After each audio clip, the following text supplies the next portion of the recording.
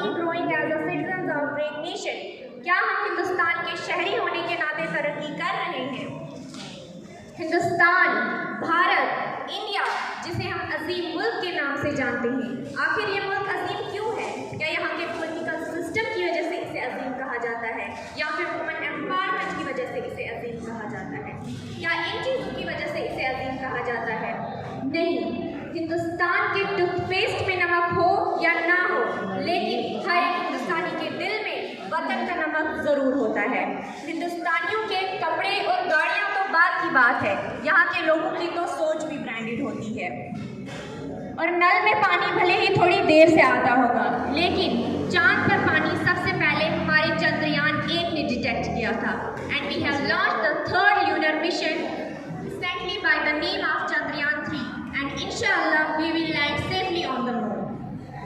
क्या आपको पता है कि इसरो ने एक सिंगल फ्लाइट में 104 सैटेलाइट्स लॉन्च की थी और दुनिया में आज तक किसी स्पेस एजेंसी ने एक बार में इतनी सैटेलाइट्स लॉन्च नहीं की।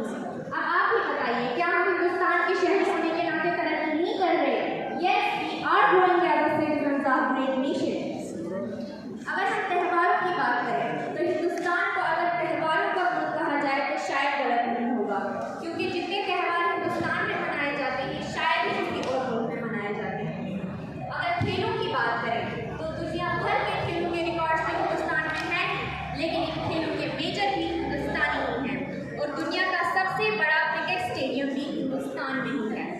अगर थोड़ी लैंग्वेजेस की बात कर लें तो हिंदुस्तान में 22 ऑफिशियल लैंग्वेजेस बोली जाती हैं और इन 22 ऑफिशियल ज़बानों के अलावा 1600 से भी ज़्यादा ज़ुबानें बोली जाती हैं और दुनिया का दूसरा सबसे ज़्यादा अंग्रेज़ी बोलने वाला मुल्क भी हिंदुस्तान ही है।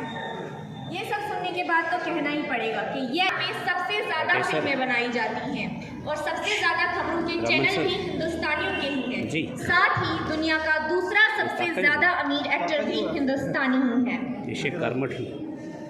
26 मई को स्विट्ज़रलैंड में साइंस डे मनाया जाता है। हमारे मिसाइल